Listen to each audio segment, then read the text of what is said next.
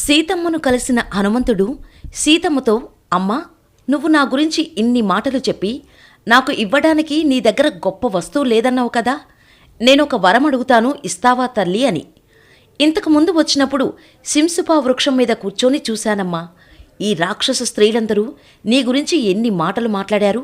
నువ్వు బ్రతిగుండగా నిన్ను వాటాలు వేసుకున్నారు. నిన్ను అనుమతించాను హనుమా అని ఒక్క మాటాను. నేను వాళ్ళని గోళ్లతో గిల్లేస్తాను, మోకాలతో గుద్దేస్తాను, కొంతమందికి పళ్ళు పీకేస్తాను, కొంతమంది జుట్టు పీకేస్తాను, కొంతమందిని గుద్దేస్తాను అన్నాడు హనుమంతుడు. అప్పుడు సీతమ్మ, హనుమా, వారు దాసీజనం, ప్రభువు ఎలా చేయమంటే వారు అలా చేస్తారు. దోషం వాళ్ళది కాదు, దోషం ప్రభువుది. ఏ దోషం వాళ్ళ యందు ఉందని వాళ్ళని చంపేస్తావు? నీ ప్రభువు చెబితే నువ్వు చేసినట్టే వాళ్ళ ప్రభువు చెప్పినట్టు వారు చేశారు.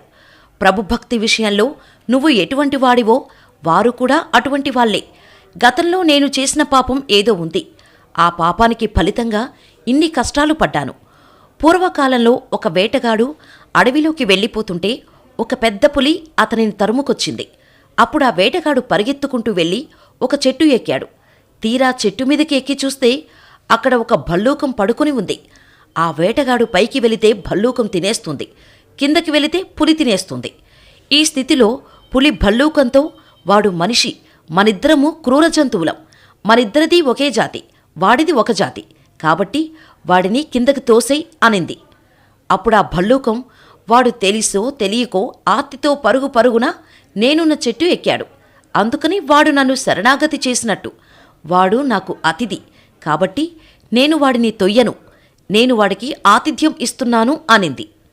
ఆ పెద్ద పులి అలా చెట్టు కిందనే ఉంది.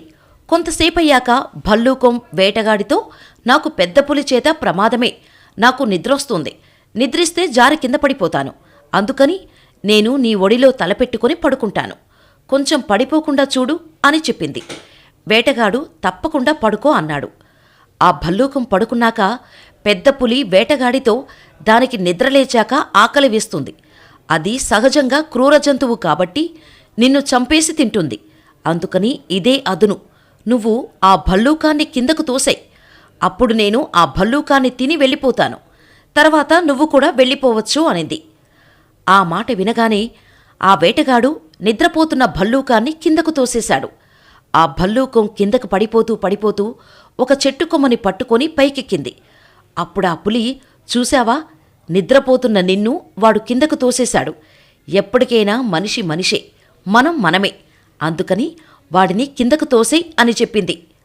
భల్లూకం పులితో, అపకారం చేసినవాడే అయినా వాడు నా ఇంటికి వచ్చాడు కాబట్టి అపకారికి కూడా ప్రయత్నపూర్వకంగా అపకారము చేయకూడదు, కాబట్టి నేను ఆ వేటగాడిని తొయ్యను అని చెప్పింది. కాబట్టి హనుమా, నేను మనుష్య స్త్రీగా పుట్టి క్షత్రియ కాంతనై రాముడికి ఇల్లాలిని ఆ రాక్షస స్త్రీలను చంపేస్తే నేను ఉత్తమ కులాంగనను అవుతానా? చెడ్డగా ఎవడున్నాడో, ఎవడు పాడైపోయాడో వాడిమీద దయ ఉండాలి. ఈ రాక్షస స్త్రీలు చెయ్యకూడని పనులు చేశారు, వీళ్ల మీద కదా నేను దయతో ఉండాలి, వీళ్ళందరికీ నా రక్ష ఉంటుంది అని చెప్పింది సీతాదేవి.